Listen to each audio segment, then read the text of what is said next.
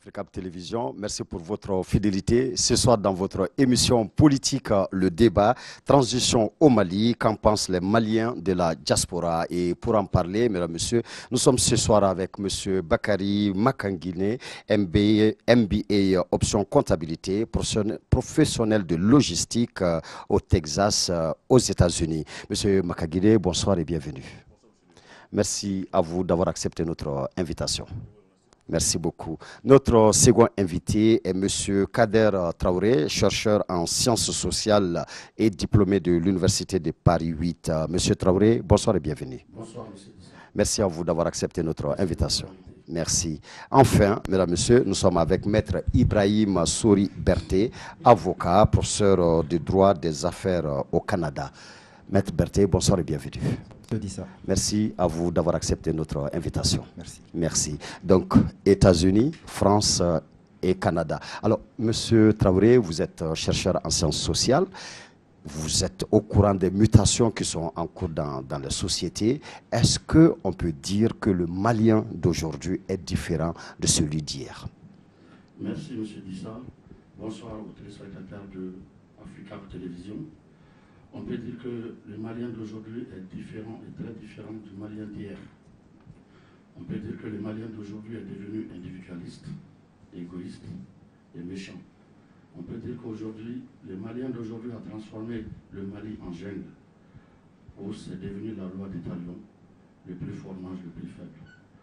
On ne retrouve plus le Malien d'antan qui se souciait de son voisin qui n'avait pas à manger, qui partageait son repas. On ne se soucie plus de nos voisins qui dorment mal, des voisins qui dorment dans des taudis, alors que nous sommes dans des étages construits avec l'argent volé de l'État. Aujourd'hui, on retrouve des Maliens qui pensent que le pays est devenu un peu n'importe quoi. On a oublié certaines valeurs traditionnelles qui nous régissaient d'antan. On n'est plus les Maliens de ces Sundata, du grand Sundata, on n'est plus les Maliens du grand Babemba. Nous ne sommes même plus les Maliens du grand Modibo Keïta. Il y a du boulot, il y a du chemin, et je pense que ça serait un bon début. Et depuis quand vous résidez en France? Depuis 18 années, je réside en France, depuis 2002. Et est-ce que vous pensez que le contact avec le monde français est de nature à changer l'être de l'homme malien? Je ne pense pas, mais ça dépend de tout un chacun. C'est la nature de l'homme même qui fait qu'il se change par rapport à son complexe, que ce soit de supériorité ou d'infériorité. Mais que ce soit la France ou notre pays, on doit rester ce qu'on est et garder nos valeurs tout en respectant les valeurs du pays d'accueil. L'individualisme quand même va avec l'égoïsme, c'est vrai, mais selon vous, comment est-ce que nous en sommes arrivés là? Nous en sommes arrivés là par la mauvaise gouvernance. Nous en sommes arrivés là parce que nous avons refusé d'être nous-mêmes, nous avons refusé d'être dignes. Au lieu de choisir nos dirigeants par conviction et par programme, on les choisit parce qu'ils ont la poche lourde. On les choisit parce qu'ils peuvent nous donner quelque chose individuellement. On les choisit pour avoir des postes personnellement. On les choisit plus par rapport à ce qu'ils peuvent apporter. Et aussi, nous avons eu des dirigeants ces derniers temps qui ne sont plus tout dignes. Et aussi, il y a beaucoup d'autres facteurs. Mais la grande faute revient au peuple. Parce que c'est le peuple qui a les derniers mots. La preuve, lors de ces derniers événements, quand le peuple décide, il peut. Le peuple n'avait pas voulu. Chacun pensait à soi. Et c'est ce qui nous avait conduit là. Ce qui a amené les dirigeants à ne plus nous respecter. Et je pense qu'on a reçu beaucoup de leçons. Et dorénavant, on doit savoir comment se comporter pour choisir nos dirigeants. D'accord. Maître Berté, vous résidez au Canada. Alors, comment les Maliens sont-ils perçus par les Canadiens? Moi, je suis un peu tendre, pour être honnête avec vous. Le Malien, pour moi, c'est un être brave. C'est quelqu'un qui se bat tous les jours pour essayer de subvenir aux besoins de sa famille. Et la diaspora et la façon dont les Canadiens voient les Maliens, on est fiers d'être Maliens. Et quand on marche, on le fait savoir de tête haute. C'est vrai que récemment, il y a eu beaucoup de problèmes ces 8 dernières années. On assume, mais je pense que c'est possible et il n'y a pas de honte aujourd'hui à être malien. Et on vient de montrer à la face du monde que le peuple du Mali a toujours été à la hauteur de l'histoire. On l'a montré en 1992 et aujourd'hui on vient de le montrer encore au monde entier. Donc, on est bien vu, ça c'est mon avis. Mais quand vous dites que le Malien est travailleur, vous parlez de quel Malien? Le Malien qui réside au Canada, le Malien qui réside en France, en Côte d'Ivoire, à Bamako? Moi je parle du Malien, de monsieur, madame, tout le monde. Je suis plus, plus en colère contre les politiques. Parce que je pense que ce sont ces politiques qui ont échoué pendant ces 30 dernières années. Le vol, les voleurs ont été érigés en héros national. C'est un modèle de réussite. Quand on voit un voleur, on dit waouh, ça c'est quelqu'un qui est béni. Alors que les vrais travailleurs, ceux qui créent la richesse, ceux qui se battent tous les jours, eux, ce sont des idiots, si on peut le dire entre guillemets. Donc moi je pense qu'aujourd'hui, le peuple d'en bas essaie de s'en sortir. Ils aspirent qu'au bonheur.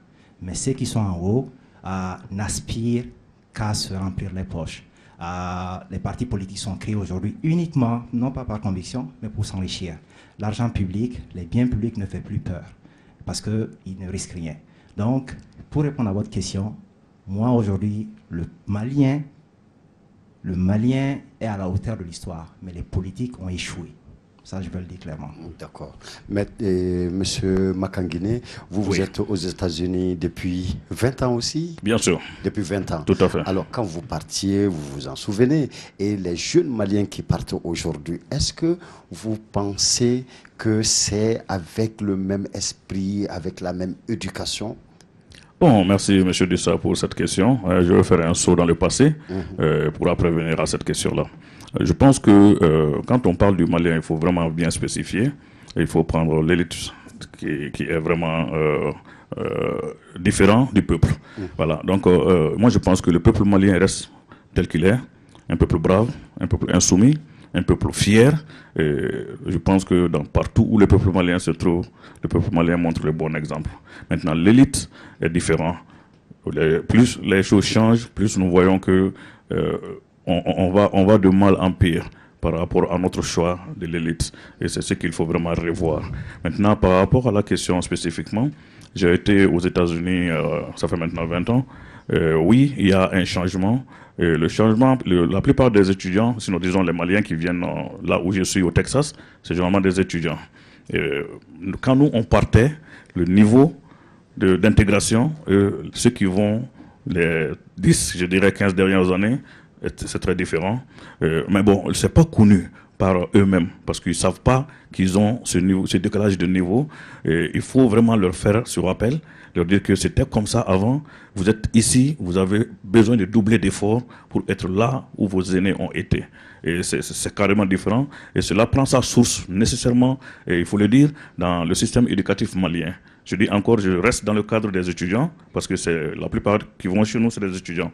Donc le système éducatif est de tel que, je dirais, les 30 dernières années, ça s'est dégradé vraiment de façon très significative. Et tout ça, je pointe encore l'élite. Donc il faut vraiment avoir une vision pour nos enfants, pour nos frères, pour partout où ils se trouveront, qu'ils soient vraiment la fierté du Mali. Et c'est ce message-là que je veux vraiment lancer à ce niveau. D'accord, mais vous mettez l'élite d'un côté, le peuple de l'autre. Alors, comment expliquez-vous ce changement, vu que c'est l'élite quand même qui sort du peuple? Alors, pourquoi une fois sorti du peuple, eh bien, on devient un autre type de Malien? Ça s'explique aisément. Je pense que le sociologue Maison a un peu brossé, mais je vais aussi l'appuyer. Vous savez, une fois que vous quittez... On dit que quelqu'un qui est dans une chaumière passe nécessairement différent de quelqu'un qui est dans un château. Il y a un fait qui est là, je vais essayer de l'expliquer dans mon esprit scientifique. Quand on prend un œuf dans la main, on peut être capable de voir tous les contours de l'œuf. Mais quand on est dans l'œuf, c'est difficile au même moment de voir tous les contours de l'œuf. Parce que votre dos va être quelque part. Donc c'est un peu le cas du pouvoir malien. Une fois qu'on rentre dedans, on est obligé d'ignorer. Ce n'est pas une obligation, mais ça vient. L'ignorance, ça vient comme ça. On ignore une partie du peuple. Ceux qui font face, on les voit, on les traite différemment que ceux qu'on ne voit pas. Alors qu'en réalité, tu vois dans le Coran, tu vois partout, le peuple, une fois que tu es dirigeant, tu dois vraiment te mesurer en fonction de ton peuple. tu dois savoir que si tu as faim, si tu n'as pas faim, le peuple ne doit pas avoir faim. Et si c'est le contraire, ça doit se refléter sur le peuple. Ce n'est pas le cas de nos dirigeants. Je vais un peu plus loin. L'élite au Mali, quand ils veulent le pouvoir, ils sont capables de manger dans le même plat que toi. Cela est vu de tout. Ce n'est pas étrange, ce n'est pas nouveau pour qui que ce soit. Par contre, quand ils finissent, et une fois le pouvoir en main, qu'est-ce qui se passe? Qu'est-ce qu'on voit? Ils deviennent une autre personne. Mais nous déterminons cela en tant que peuple. Parce que nous leur mettons à cette place-là. Il faut que nous ayons vraiment conscience que ces gens-là, je dirais encore l'élite, ils sont là-bas pour nous. Et ils vivent selon ce que nous... Vas-y. Voilà, ils vivent selon ce que nous, on leur donne comme taxe, selon ce que nous, on leur donne comme contribution. Donc, si ça ne va pas quelque part dans l'évolution, il faut que le peuple soit capable de dire c'est bon, il faut l'arrêter, faisons un bilan, faisons les états et évoluons. Il faut qu'on arrive à ce point un jour. Monsieur Traoré, alors, vous êtes si loin du pays. En tout cas, on voit de plus en plus au niveau de la diaspora que les Maliens s'intéressent à la chose politique. Les Maliens de la diaspora se sont toujours intéressés au Mali. Ils envoient beaucoup de choses. Ils sont en contact avec la famille. Ils font venir des parents, des frères. Donc, les Maliens de la diaspora ont toujours été préoccupés par ce qui se passe dans notre pays. Mais depuis un bon moment, nous constatons quand même que la diaspora est très présente sur le terrain politique. Comment vous vivez alors toutes ces crises-là loin du pays? Alors, ces crises-là, on les vit très très mal parce que les Maliens de la diaspora, particulièrement de la France, sont tellement amoureux du Mali. C'est des gens qui ont compris que la France est entre guillemets, un Eldorado. C'est un endroit pour aller se chercher parce que le pays est pauvre, parce que nos dirigeants ne nous aident pas. Il va falloir qu'on aille s'aider nous-mêmes. Mais à un certain âge, il va falloir retourner au bercail. Mais pour revenir au bercail, on va venir avec quoi? Faire quoi? Puisque tout ce qu'on y met s'est fait voler. C'est pourquoi on s'intéresse plus à la chose politique au Mali. Si vous voyez bien, je pense que le combat contre la mauvaise gouvernance a commencé à l'extérieur. Depuis qu'on nous traite de fous, on rigole de nous, on nous dit, nous on vit bien ici, tout va bien. Nous, on n'a pas arrêté. C'est pourquoi aux États-Unis et en France, nous avions décidé de faire une chasse à l'homme par rapport à ceux-là qui nous volent pour aller se pavaner dans les rues de Paris, dans les hôtels luxueux. On a décidé de les traquer. On a décidé de traquer ceux-là qui volent nos parents, qui refusent d'investir dans l'école malienne, qui refusent d'investir dans les hôpitaux pour ensuite envoyer leurs enfants étudier dans les grandes écoles, au final, qui n'aboutissent même pas parce qu'ils n'ont pas le niveau et Dieu faisant les choses, ils ne parviennent même pas à obtenir le diplôme. Nos parents meurent de simple paludisme parce qu'il n'y a pas de matériel médical, parce qu'il n'y a rien comme aide dans les hôpitaux. Par contre, pour une simple migraine, ce sont des gens qui s'envolent pour aller au minimum, c'est le Maroc, mais sinon la plupart du cas, c'est la France, surtout la France. On a vu avec l'ancien président qui s'est envolé hier soir aux Émirats arabes, à Dubaï. Moi, je pense que pendant les 7 ans, il aurait mieux fait d'équiper nos hôpitaux. Il aurait mieux fait de former les bons médecins. Je pense que l'école de médecine, quand nous quittions ici, c'était une école de référence. Nous voyons des étudiants de la sous-région venir faire des études ici, les Nigériens, un peu partout. Mais à la sortie, ils n'ont aucun matériel. Au finish, ils deviennent des mauvais médecins parce que faute de ne pas bien pratiquer la chose publique, leur profession, ils finissent par perdre la main. On voit que vous marchez dans la diaspora, souvent vous saisissez des parlements, le Parlement français, le Parlement européen. Est-ce que ces actions ont des incidences réelles sur le terrain au Mali? Ils savent beaucoup d'incidences, parce que vous n'êtes pas sans savoir que, on va dire que le Mali, avec des dirigeants complexés, est devenu comme une province de la France. On a compris que nos dirigeants n'ont pas peur du peuple, n'ont pas honte du peuple, n'ont même pas pitié de leur peuple. Mais par contre, il suffit que Paris réveille, lève un petit doigt pour qu'ils accourent, pour aller raconter n'importe quoi. Nous, nos marches, c'est pour éclairer davantage les autorités françaises, parce qu'on ne leur dit pas la vérité. Nous, et la chance d'un pays comme la France, c'est que la démocratie a évolué. Même si vous êtes 2 à manifester, il y a la police qui vient prendre des rapports. ça monte au Quai d'Orsay. Vous avez des facilités? Des facilités. On profite pour remercier les autorités françaises qui ne nous mettent aucun bâton dans le roue.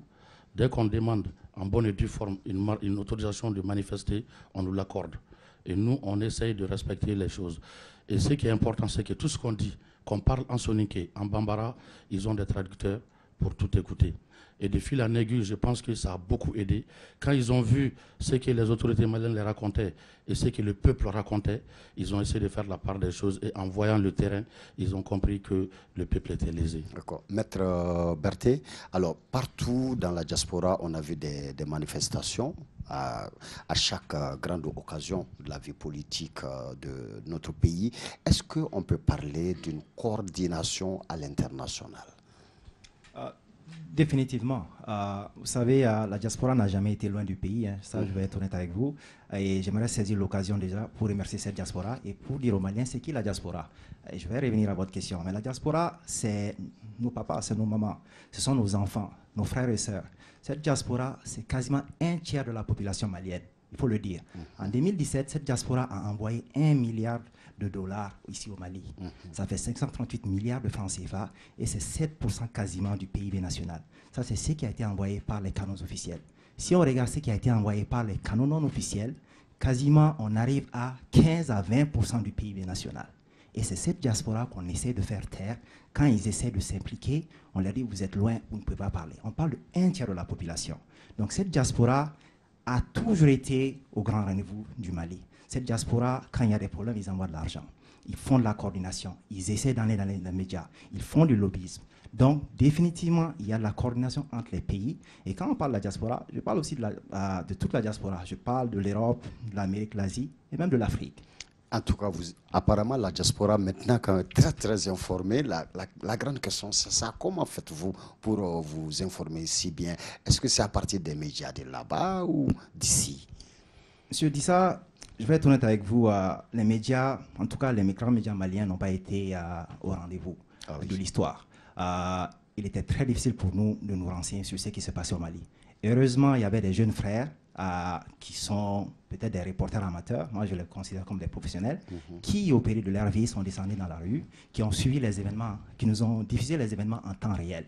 Les membres de la diaspora les envoyaient de l'argent pour qu'ils puissent effectivement, il y avait aussi la diaspora sur le terrain, puis qu'ils puissent effectivement acheter du crédit pour avoir des datas et nous envoyer les informations dont on avait besoin.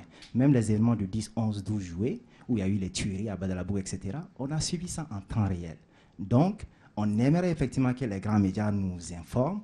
Ça n'a pas été fait et c'était ces frères et sœurs qui nous ont mais parmi ces grands médias, est-ce que vous comptez Africable là-dedans?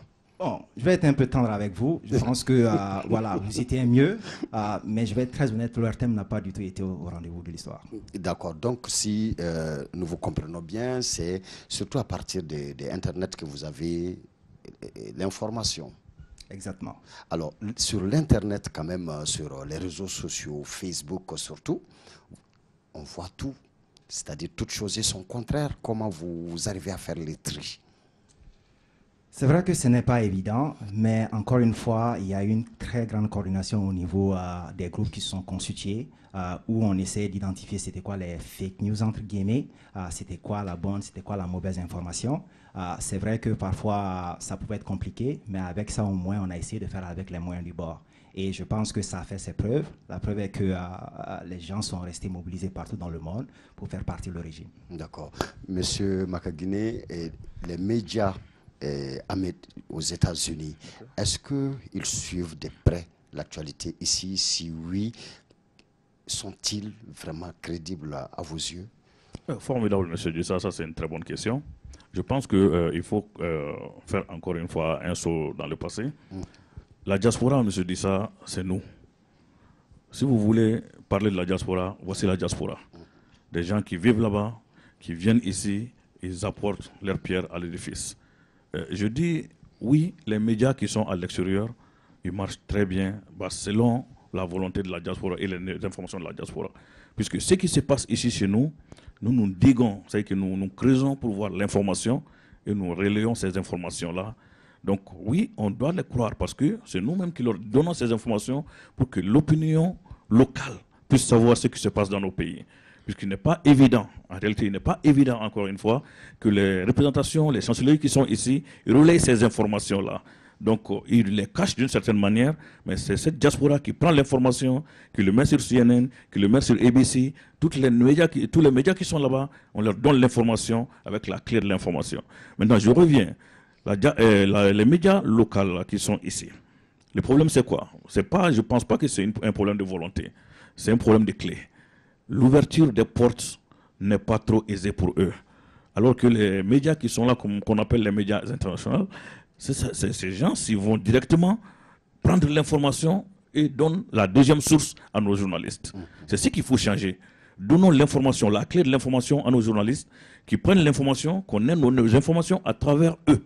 Nous aimons mieux ça que d'avoir une information truquée et changée comme il faut pour faire plaire à un pays ou à un autre. Voilà. D'accord. Monsieur Traoré, nous allons parler maintenant de la grande thématique de ce soir, la transition.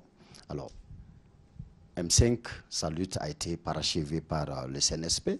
Nous sommes maintenant dans une période qu'on appelle période pré-transitoire. Déjà à ce niveau, quelle est l'urgence selon vous? Alors, moi, je voudrais, avec votre permission, rebondir sur la question qui a été posée sur les deux. Allez-y. Pour les médias. Pour ce qui concerne la France, je vois que dans tous les salons maliens, il y a France 24. Il y a toutes les chaînes européennes. Et les gens accordent beaucoup de crédit à ces chaînes-là. Mais nous savons en France que RFI, France 24 sont des outils de l'État français. Et c'est de bonnes guerres. Et aujourd'hui, on taxe la France, mais la France ne fait que se défendre. La France ne fait que se battre pour son peuple. À nous aussi, nos dirigeants, de se battre et de bien négocier pour nos peuples. Donc c'est pourquoi nous, pour avoir les informations sur le Mali, sur France 24, il faut qu'il y ait gravité, il faut qu'il y ait mort d'homme, il faut que ça soit très grave. Sinon, on ne nous montrait pas bien les images. C'est pourquoi je vais profiter pour remercier ici les jeunes, comme il a appelé reporters, les jeunes qui font des vidéos. Je voudrais remercier Africable qui a organisé des débats, qui a éveillé la conscience des Maliens, qui a donné la parole aux Maliens parce que ce n'est pas possible sur l'ORTM, mais on les comprend. Parce que ça a été institutionnalisé depuis des années. Chaque pouvoir qui vient s'improvise de l'ORTM. Il va falloir que la transition s'y pense pour que l'ORTM devienne une télé nationale. Je vais aussi remercier d'autres chaînes, si vous le permettez, comme Renouveau TV. Ce sont des chaînes qui donnent la parole aux Maliens, qui libèrent la parole, qui ne laissent pas les gens sur des fausses informations données par le régime sur l'ORTM. Et pour la question, l'urgence, aujourd'hui, c'est de trouver un terrain d'entente. Et pour cela, il faut que les Maliens acceptent de se donner la main. Il faut qu'on oublie le passé. Je l'ai dit tantôt à l'introduction, qu'on était devenus égoïstes, méchants. Il va falloir qu'on oublie tout, qu'on arrête de penser soi, qu'on pense peuple et pays. L'urgence, c'est qu'on laisse respirer le CNSP. Que le CNSP s'affirme. Que le CNSP arrête de faire des erreurs. Il en a fait deux majeures pour nous. Lesquelles? C'était le fait de mettre à l'écart, à la touche, au début, le M5 RFP, qui quand même a risqué, les membres du comité stratégique ont risqué leur vie, le peuple malien a risqué sa vie, il y a eu des morts d'hommes. On ne peut pas laisser ces gens à la touche. La deuxième erreur, ça a été d'aller voir le général Moussa Traoré. C'est un papy, on peut les titiller. Aujourd'hui, nous sommes un pays qui peut pardonner, mais nous n'allons pas oublier. Aller le voir pendant que les autres se démêlent pour monter à Kati les voir, eux, ils décident de descendre voir celui-là. Au nom de je ne sais quelle raison, ça nous a vraiment attristés dans la diaspora, ça nous a fait mal, parce qu'on s'est dit, enfin, ils vont où? Nous avons eu la chance de les rencontrer, nous avons compris leur bonne foi. C'est des jeunes, il y en a qui sont nos jeunes frères, et on a compris qu'ils ont le pays à cœur. Il va falloir que tout le monde les aide, parce qu'ils n'ont pas l'habitude de ça, ils ont fait des grandes études pour être des bons militaires, mais pas pour être des politiciens. Il va falloir que ceux-là qui étaient aux affaires hier, qui nous clamaient, même le 18 à 14h, Boitable, Boifo 2023, Qu'on dise qu'on va reconstruire ces pays et qu'on retrouve ces mêmes gens dans la salle, c'est une insulte pour la mémoire de ceux qui sont morts, pour que le régime dégage. Il va falloir que le CNSP, qui a le contrôle pour le moment, essaye de se pencher sur tout ça. Ça, c'est l'urgence. Et ils ne pourront pas y arriver seuls si on les y aide pas. Mais il va falloir qu'eux aussi, ils donnent le bout pour qu'on puisse les aider, qu'ils essayent de faire la part des choses. On ne peut pas faire du nouveau avec du blanc avec du sale. Il va falloir faire le tri. Ce n'est pas une question d'exclure qui que ce soit. C'est de faire la part des choses. Ceux-là qui ont assassiné le peuple, qui ont volé le peuple, ne peuvent pas être là aujourd'hui pour prétendre faire en sorte que ça marche mieux. On aura certainement le temps de se parler de parler de ce volet-là. Okay. D'ailleurs, ça va être, je crois, la dernière grande question de l'émission. Maître Berthet, une transition doit quand même travailler. Alors, selon vous, quelles doivent être les missions de la transition? Il y a des urgences. Il ne faut pas oublier que nous sommes un pays en guerre. Donc, je pense que voilà, l'une des premières missions, c'est d'essayer de rentrer en contact avec les groupes armés et surtout voilà, de voir l'accord d'Alger aussi. Ensuite, la constitution de 1992 doit être revue. Je pense que cette constitution a servi, il a fait son temps, mais aujourd'hui on est en 2020. Je pense que cette constitution doit être revue pour l'adapter vraiment aux réalités maliennes. Ensuite, la corruption est un fléau. Je vais dire ce soir à tous les Maliens que la corruption tue. Ça, je le dis clairement. La corruption a tué des Maliens et la corruption continue à tuer des Maliens. Donc, les responsables des détournements de fonds doivent être poursuivis. Le vérificateur général doit transmettre tous les dossiers à la justice pour que la justice puisse faire son travail. Il y a des réformes aussi à mettre en place. Il y a des réformes comme la justice qu'il faut voir. Et aussi la diaspora. La diaspora doit être intégrée pleinement. Les gens de la diaspora on doit faire appel à la diaspora. La diaspora a toutes les ressources aujourd'hui, les ressources financières, les ressources intellectuelles. Ils ont les compétences. On doit faire appel à la diaspora. La transition ne peut pas faire tout. Mais c'est clair et net qu'il faut délimiter ce qui doit être fait. Voilà. D'accord. Monsieur Makangile, oui. Alors la diaspora doit être impliquée. Ça nous amène à la question par rapport aux acteurs qui doivent vraiment animer cette transition. Au Mali, il y a un grand débat. Faut-il un militaire à la tête? Faut-il un civil à la tête? Faut-il des politiques, des technocrates? Les débats continuent toujours. Et vous, qu'est-ce que vous en pensez? Monsieur Dissa, je pense que ça c'est une question très simple là où nous sommes aujourd'hui. Mais bien avant, je vais aussi faire un trousseau. Je vais par l'acronyme SER, ok? Sécurité, éducation, et puis on vient à la réforme. Donc par rapport aux urgences, je pense que la sécurité elle est très importante. Il faut se pencher vers ça. Dans la sécurité, une fois la sécurité établie, on va penser à la bonne gouvernance sur toute l'étendue du territoire malien. Après, l'éducation, c'est un fléau aujourd'hui. On a vu que nos enfants n'ont pas étudié depuis jusqu'à aujourd'hui.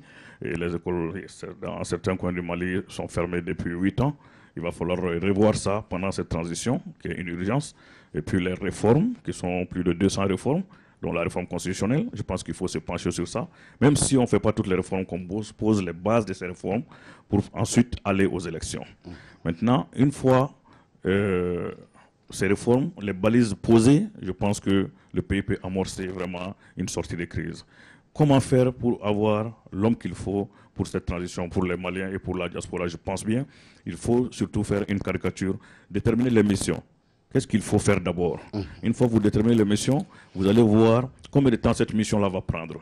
Parce que les gens font un saut très grave. Les gens essayent de penser au nombre d'années ou au nombre de mois de la transition sans pour autant savoir, déterminer d'abord qu'est-ce qui va être fait pendant cette transition. Je pense qu'il faut poser les choses comme elles doivent être posées, déterminer la mission de cette transition d'abord, maintenant le temps qu'il faut pour accomplir cette mission et chercher l'homme qui peut accomplir cette mission pendant ce temps-là. Donc je pense que ça peut être un militaire, ça peut être un civil, mais on doit avoir quelqu'un qui veut le Mali, qui aime le Mali, qui est vraiment un combattant pour le Mali, ça a été prouvé. Il faut éviter de prendre, de sélectionner dans la cagnotte du passé. C'est très important. Je n'ai rien contre ceux qui sont passés, mais il faut vraiment éviter. Le Mali égorge de compétences. Le Mali égorge de compétences, mais certains sont vraiment silencieux. Il y a des compétences qui sont vraiment silencieuses. Pourquoi? Parce qu'ils pensent qu'ils ne vont pas aller composer avec du bon. Mais il faut vraiment oublier tout ça. se rabaisser sur le peuple, voir le bon moment, prendre dans l'essentiel du peuple, ceux qui sont crédibles, ceux qui aiment le Mali et ceux qui veulent que ça aille pour de bon. Et cette transition-là, la mission, encore une fois, je reviens, ça doit être basé sur l'acronyme SER. Sécurité, éducation, réforme. Alors, si nous devons prendre ces trois éléments, on va forcément parler de la durée. Quelle est, selon vous, au moins, quelle est la durée minimum, selon vous? Selon moi, la durée minimum, c'est 18 mois. 18 mois, très clair. Durée minimum. Durée minimum, c'est 18 mois. Sinon, on peut aller à 25 mois. Mais 18 mois, quand même, ça doit être vraiment pour avoir un travail, pour faire un travail sérieux, il faut aller à 18 mois. Et à ce niveau, je dis, il ne faut pas écouter toujours l'extérieur pour vraiment décider de ce qu'on doit faire. Les Maliens doivent être capables de s'asseoir, de discuter entre eux et de convenir de quelque chose. 18 mois, je le dis encore une fois, ce n'est pas trop pour une transition. Et pour faire quelque chose de sérieux, il faut vraiment se pencher vers ça. Donc, voilà. peu importe la durée, mais que l'acronyme SER soit atteint. C'est tout. D'accord. Monsieur Traoré, alors cette transition, comme vous voyez, suscite beaucoup d'espoir. Les Maliens donnent à cette transition beaucoup de missions. Chacun vient avec ce qu'il veut pour cette transition-là. Et la question des acteurs qui doivent animer cette transition est une question très, très brûlante présentement. Alors, du coup, quelles sont selon vous les difficultés qui attendent de cette transition, mais aussi quels sont les atouts dont elle peut disposer pour atteindre tous ces objectifs? Bon, on va commencer par les difficultés. Allons-y. Pour moi, la difficulté, ça va résider dans le fait que trouver un homme aujourd'hui, il faut que ça soit un homme de consensus. Un homme qui fera l'unanimité. Est-ce que c'est au niveau des politiques? Est-ce que c'est au niveau de la société civile? Qui est qui aujourd'hui? Qui a fait quoi hier? Si on ne fait pas attention, les difficultés peuvent nuire sur les atouts. Parce que si on prend quelqu'un, on ne fait pas attention, on va venir, tout le monde va parler de cette personne en disant que bon, ce n'était pas la bonne personne parce qu'il appartient à X groupe, il appartient à Y groupe. C'est pourquoi il va falloir bien réfléchir. Il a parlé des compétences de la personne. Il faut que ce soit quelqu'un qui aime le Mali, qui a à cœur de travailler. Maintenant, je pense que tous les Maliens aujourd'hui ont à cœur de bien travailler pour développer et sortir le Mali du trou. Mais sauf qu'il y a certaines personnes qui vont faire des polémiques.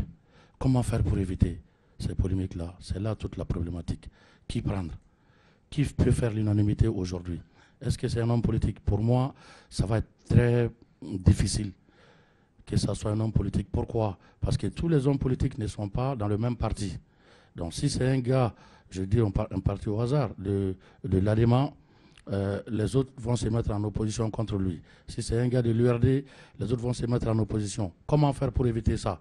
Donc est-ce qu'on doit exclure les hommes politiques? Non, parce que ce sont des Maliens aussi. Mais comment faire pour faire les tri? Je pense que les travaux des journées de concertation peuvent nous édifier beaucoup plus par rapport à l'édification des TDR, des conclusions. Donc, les atouts, c'est qu'aujourd'hui, tout le monde est d'accord. Tout le monde est d'accord qu'il faut se donner la main, qu'il faut que le Mali avance. Ça, c'est un atout. Et c'est depuis 1991 qu'on n'avait pas vu ça. Un tel engouement pour essayer de sortir le pays du gouffre. Tout le monde est d'accord qu'il faut faire des efforts. Maintenant, qui doit faire des efforts? Je pense que l'effort doit venir déjà des politiciens. L'effort doit venir aussi des anciens dignitaires. Que chacun se dise, j'avais été là à un moment donné, j'ai échoué. Je n'ai pas échoué parce que j'étais seul, j'ai échoué parce que j'étais dans un groupe et le groupe a échoué et moi avec. Il faut qu'on ait ce courage de se dire, bon, moi je vais temporiser et je vais essayer de laisser la place à ceux-là qui n'ont pas essayé. Et l'atout majeur, il l'a dit, M. Berthet, c'est qu'il y a la diaspora qui est disposée. Et dans la diaspora, il y a des talents, que ce soit intellectuel ou technique.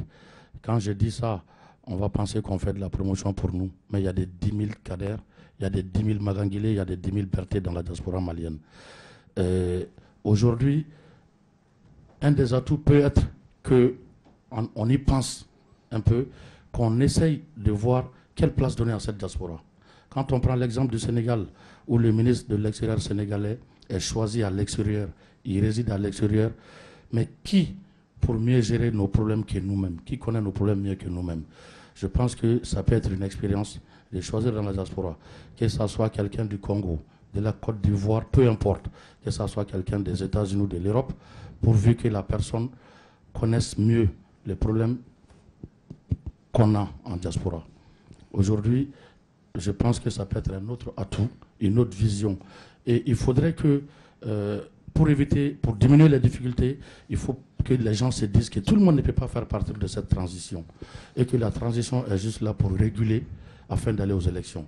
Ceux qui pensent qu'ils ont les compétences nécessaires pour diriger ou faire partie de l'équipe dirigeante doivent se préparer et laisser la transition avancer, faire de bonnes campagnes, nous présenter des bons programmes.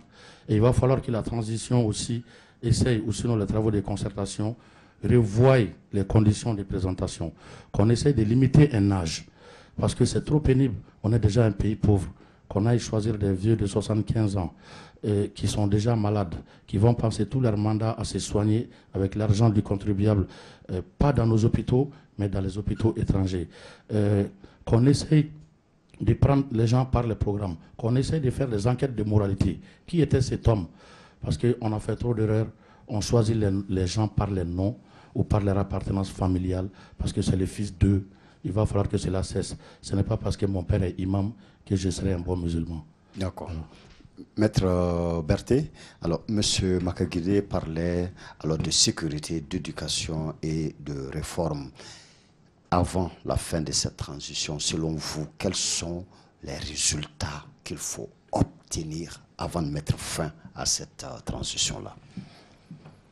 En principe, il y aura une feuille de route. Et la feuille de route, normalement, va poser les jalons de la transition. Et je pense que les résultats à obtenir, c'est ce qui figure sur la feuille de route. Et comme mon compatriote a dit, sécurité, éducation, et j'ai oublié le troisième, et réforme. Pour moi, effectivement, ces trois aspects sont très importants. Mais les réformes sont très très importantes. Moi, je suis d'avis que la transition doit essayer de mettre en place toutes les réformes majeures avant de transférer le pouvoir aux civils par le biais des élections. Parce que je suis d'avis que si ce n'est pas fait, ils ne le feront pas. Quand il y aura des élections, les pouvoirs qui viendront, ils ne le feront pas. Donc ça, c'est très important pour moi, à mon avis. En tout cas, pour beaucoup de gens, pour pouvoir mener à bien toutes ces réformes, il va falloir donner à la transition une durée plus ou moins longue. Moi, je n'ai pas un problème avec la durée, pour être avec vous. Nous sommes des Maliens, nous savons ce qui est bien pour nous. La communauté internationale, la CEDEAO peuvent dire ce qu'ils veulent. Si on est soudés, si on est unis, cette communauté internationale va céder à un moment donné. Je pense que la transition, on doit prendre le temps qu'il faut. Mon compatriote a dit à 18 mois minimum. Je suis parfaitement ouvert, mais il faut qu'on se dise, ça doit prendre le temps qu'il faut pour poser les jalons d'un Mali courant. Ça, oui, c'est le plus important. Ça doit prendre le temps qu'il faut. Mais en même temps, les gens ont peur des longues transitions pour la simple raison que ceux qui vont être au gouvernement de la transition auront quand même le temps, auront beaucoup de marge de manœuvre, alors déplacer X ou Y par-ci, par-là, juste après la transition. Cette réflexion, qu'est-ce que vous en faites? Cette inquiétude est légitime. Mais on a l'expérience burkinabé. Moi, je pense que il faut, comment dire ça, il faut voir comment les gens qui vont être dans l'équipe de transition, déjà, il faut poser des garde-fous. Il faut que ces gens-là ne puissent pas se présenter à aucun mandat électif. Moi, je pense que ça, c'est très important. Et moi, je pense, pour être honnête avec vous, je ne crois pas à l'homme providentiel. Même si aujourd'hui, il nous faut vraiment des hommes à la place qu'il faut. Moi, je crois à un système, à un bon système, à des bonnes institutions. Et si on met les garde-fous, même si demain, excusez-moi du terme, même si demain on met un animal au pouvoir, il ne faut pas que cette personne puisse faire ce qu'il veut. Donc posons vraiment un bon système, mettons en place des garde-fous, et je pense qu'on peut avoir des contre-pouvoirs et éviter ce qu'on a vécu il y a juste quelques semaines et ces 8 dernières années. D'accord. Monsieur Makagile, oui. Effectivement, beaucoup de gens alors, parle de ces réformes et notamment les réformes constitutionnelles. Pour beaucoup de Maliens, il faut complètement passer à la 4e République, que notre constitution n'est tellement plus en phase avec la réalité d'aujourd'hui qu'il faut en faire une constitution véritablement malienne, une constitution des Maliens. Alors, si oui, si c'est ce que vous pensez, alors, quelle peut être une constitution des Maliens? Ben, moi, je pense que je dis ça. Une constitution des Maliens n'est autre chose qu'une constitution pensée par les Maliens, établie par les Maliens et pour les Maliens. Mais la constitution de 92 ne l'est pas? Bon, il y a des lacunes. Vous savez, la constitution, ce n'est pas un être qui réfléchit, c'est un document. Ça se fait pendant une période bien déterminée, se basant sur les expériences qui sont là.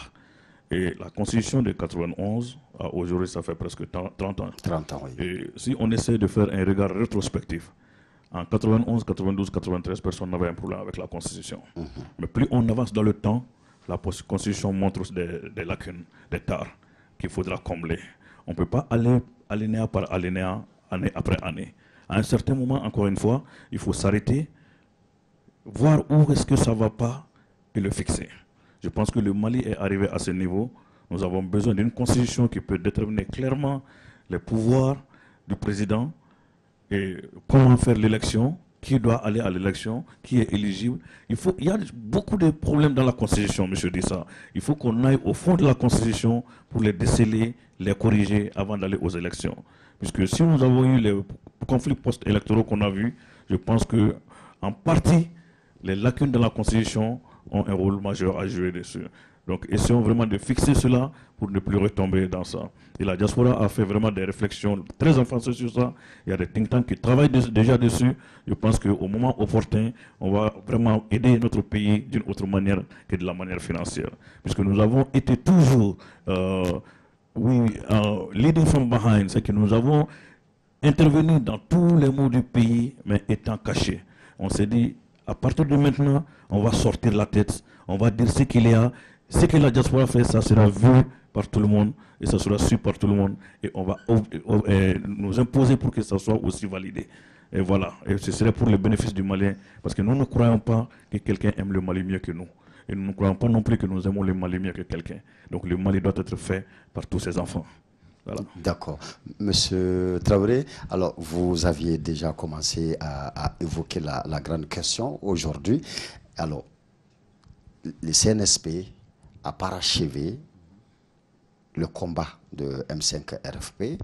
Alors pour vous, inadmissible que le M5 RFP soit mis de côté, mais le président n'est plus. Il n'est plus là. Il n'est plus le président du Mali. Il s'agit maintenant de voir le Mali dans l'avenir. Voilà, le futur du Mali. Et pour cela, alors, faut-il privilégier d'autres? Furent-ils M5 et conditionner, obliger d'autres encore au silence parce qu'ils n'étaient pas M5? Tel est le grand débat aujourd'hui sur la place. Et vous, qu'en pensez-vous?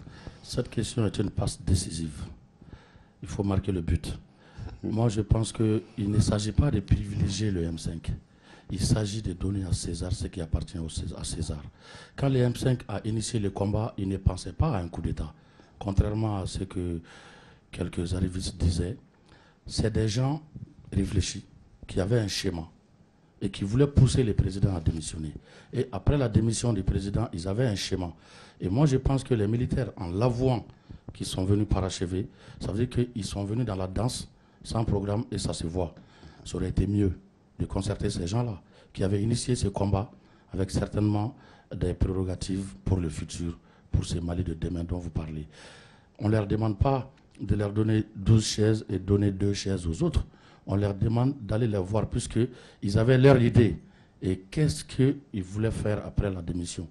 Mais de prime abord, les écarter, pour moi aussi, et surtout les écarter pour qui? Pour ceux-là qui étaient là hier. Parce que nous, on a peur. À Bamako, au Mali, les rumeurs sont généralement fondées à 80%. Il s'est dit que ce n'est pas un coup d'État, c'est un arrangement. Et les gens commencent à y croire, moi y compris, parce que on ne peut pas comprendre que certains généraux ne soient pas retrouvés. et que leur famille était déjà préparée, sortie du pays, et qu'il n'y a eu aucun bain de sang, il n'y a eu aucune tuerie, c'est pas grave. Mais qu'on nous montre derrière qu'effectivement il y a la même mise de ce régime, et c'est ça qui fait très mal. Certes, qu'on ne privilégie pas le M5, mais qu'on ne l'écarte pas non plus. Et surtout, pour donner la place de M5 à qui? À ceux-là qui étaient là hier tout près, à ceux-là qui étaient là depuis même les 18 encore, en train de clamer la défense de ce régime. Et ce sont ces gens-là qui ont contribué à tuer. Les questions de maire qui a tué, qui a donné l'ordre de tuer, on n'a même pas besoin de demander. Il suffit de travailler avec sa tête. Maintenant, le M5, il ne faut pas voir les membres du comité stratégique, qui sont au nombre de 23, plus l'imam Diko qui fait 24. Il faut voir au M5 le peuple souverain du Mali. C'est très important. Les 24 personnes n'auraient jamais pu remplir la place de l'indépendance. Il a fallu que les gens adhèrent. Et ces gens-là, c'était le peuple. Selon les décomptes, souvent on nous parle de 1,5 million, de 2 millions de personnes. Et quand on voit dans la politique malienne, après les votes, on voit qu'il n'y a pas plus de 2 millions, que ce soit au Mali, plus l'extérieur. Donc ça veut dire quoi? Que ce sont ces gens positifs, ces gens qui luttent, qui votent, qui sont allés là. Quand j'entends les défenseurs de ce régime dire qu'on est 20 millions, mais vous n'êtes que 2 millions. Mais ils oublient de dire que ce sont ces 2 millions-là aussi qui ont voté et qui ont élu IBK. Et après, ils se sont dit, on a fait une erreur, on revient sur nos choix. Donc on respecte ce peuple M5, qu'on arrête de voir à travers ce M5 certaines personnalités, qu'on voie le peuple. C'est très important. Mais maintenant, ceux qui, même le 18, alors, voulaient que IBK reste, alors, ont-ils droit à la parole? Doivent-ils être traités de la même façon que les membres du M5? Ils ont droit à la parole, mais on n'a pas à les traiter, on n'a pas à leur donner le même droit que le M5. Pourquoi? Parce que si jamais le régime restait, on allait continuer à nous enfoncer. Certainement, on allait continuer à nous tuer, parce que c'était programmé. Il y avait beaucoup de jeunes qui étaient déjà sur la sellette. Moi, j'ai été bastonné, et ce n'était pas fini. Il n'y a pas que moi, il y a beaucoup d'autres jeunes qui ont été suivis, séquestrés, persécutés. Des jeunes comme les Ben Le Cerveau, comme Biton Momari Koulibaly. Et aujourd'hui, si par la grâce de Dieu et la force du peuple, ce régime tombe, ceux-là qui étaient en train de nous assassiner ne doivent pas être à la même table pour nous tout de suite pour parler de ce Mali. Le Mali appartient à tout le monde.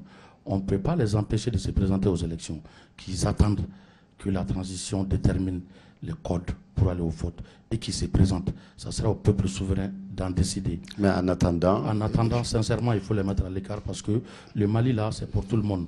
Et ils avaient décidé de priver le Mali de ses droits. Ils avaient décidé de faire partie des assassins du peuple. Aujourd'hui, on a pu les maîtriser. Donc, ce n'est pas dans la foulée, dans les moments de règlement ou de chercher à soulever la tête de l'eau qu'il faut appeler ceux-là qui nous ont plongés dans l'eau. Parce que si jamais ils étaient aussi compétents, si ils aimaient le Mali, s'ils étaient là pour le Mali, on n'allait pas vivre le 18 août.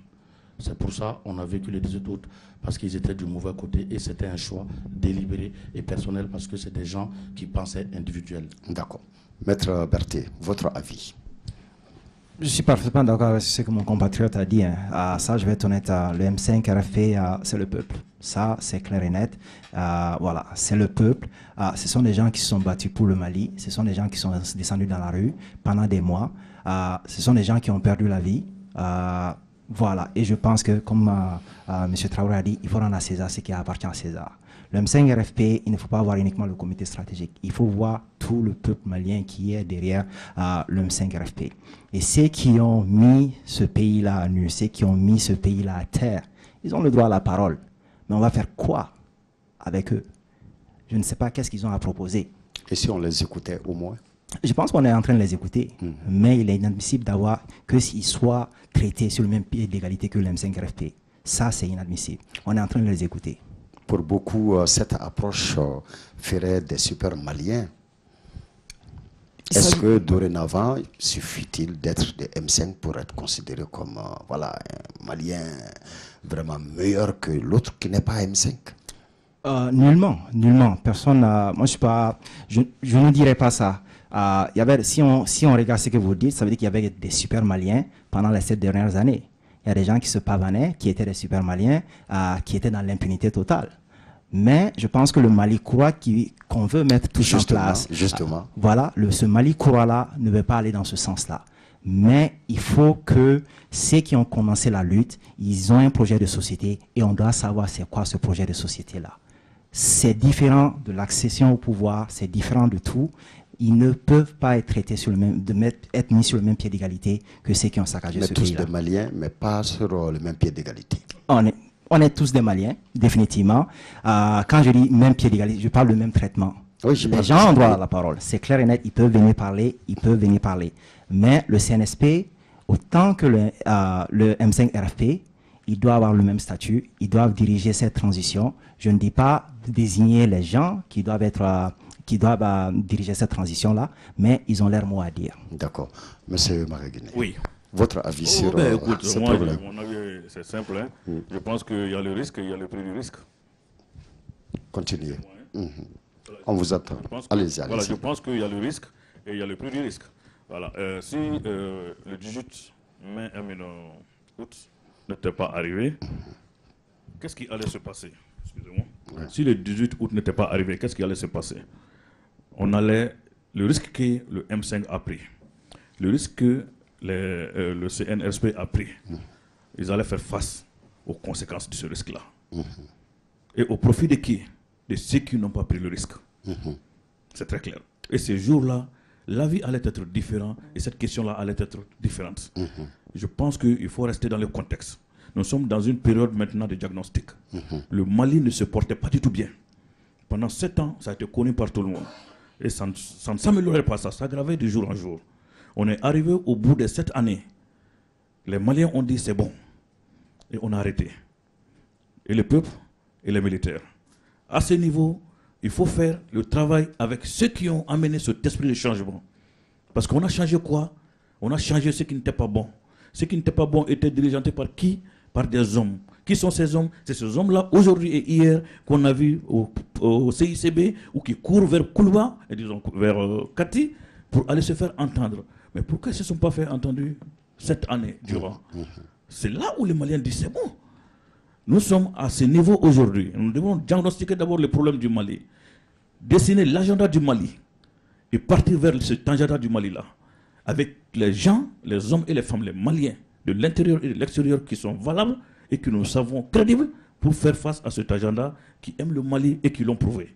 Maintenant, pour aller vers l'avenir, l'avenir du Mali maintenant, est-ce que pour construire cet avenir pour d'autres personnes, alors il conviendrait que tout le monde soit vu de la même façon, traité de la même façon? Absolument.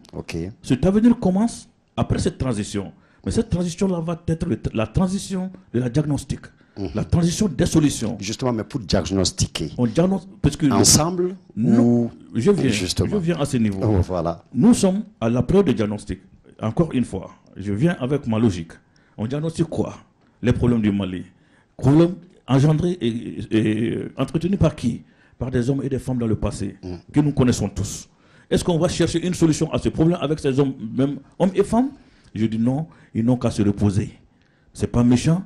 Nous voulons qu'ils se reposent, qu'ils refonctionnent leur brain, leur esprit, pour le nouveau Mali qui va être créé. Ça va leur permettre de faire un bond qui va peut-être les amener encore plus loin et amener le Mali plus loin. Mais aujourd'hui, on n'a pas besoin de ça. On n'a pas besoin de cacophonie.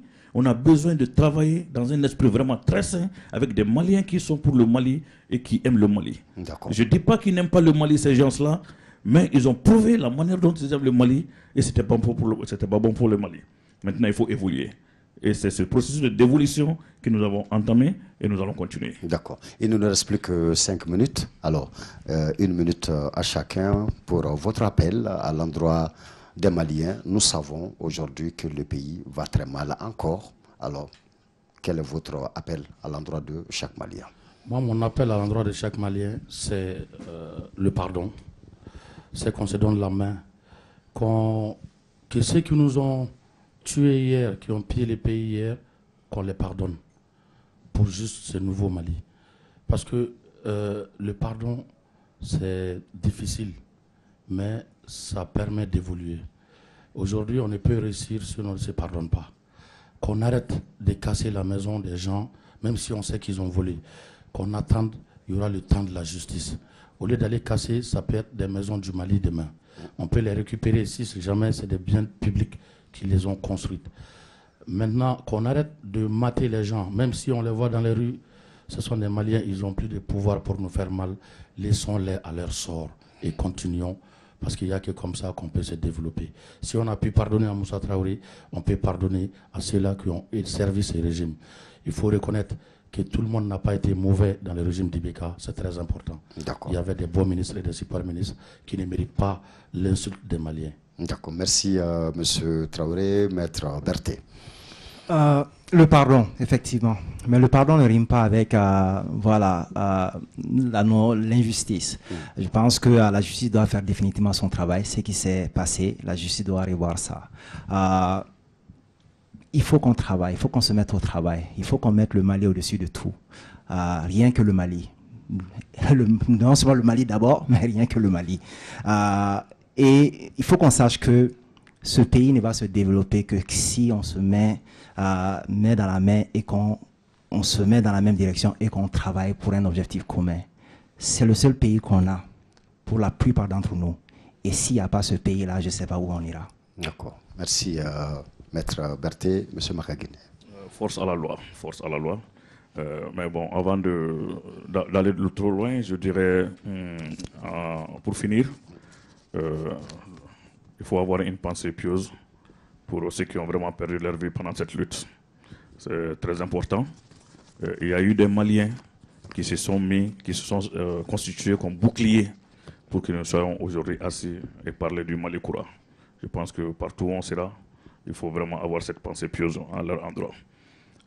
Il faut reconnaître le courage des gens, ceux qui se sont levés pendant des jours pour se battre contre un régime qui ne faisait pas du tout l'affaire du peuple, et ceux qui ont parachevé cette lutte, cette révolution. Je pense qu'il faut encore une fois remercier ces gens. Il faut aussi remercier les leaders qui nous ont soutenus. Je parle en l'occurrence de l'imam Mahmoud Diko, le shérif de Nioro, et de tous les leaders qui ont travaillé dans l'ombre sans qu'ils ne soient vus pour amener ce Mali, pour amener le processus de ce Mali Koura-là, pour qu'on puisse dire aujourd'hui, nous avons commencé quelque chose. Il ne faut pas retomber, M. Dissa, dans ce qui s'est passé en 91. En 91, il y a eu la chute de Moussa. Après, les choses ont continué. 92, 93, 94, le Mali avait du mal à se réveiller. C'est ce que nous ne voulons pas revivre. Je fais partie des victimes de 93. J'ai reçu 3 balles dans le corps devant l'Assemblée nationale. Ça veut dire que la lutte de 91 ne s'est pas arrêtée à 91. Les tueries ne se sont pas arrêtées à 91. Même après l'avènement de la démocratie, il y a eu des tueries. Ce qu'il faut éviter aujourd'hui, c'est que le même scénario se reproduise. Et tout montre à croire qu'il y a des gens qui travaillent dans l'ombre pour que cela soit. Il faut que les Maliens se disent, nous n'allons pas vers ça. Nous allons travailler et c'est aujourd'hui qui est le début du nouveau Mali. Et c'est aujourd'hui que les Maliens qui aiment le Mali vont commencer à faire le travail. Les Maliens de l'intérieur comme de l'extérieur, la diaspora étant partie prenante. Et nous allons vraiment faire ce travail et ça va aller, Inch'Allah. Merci, M.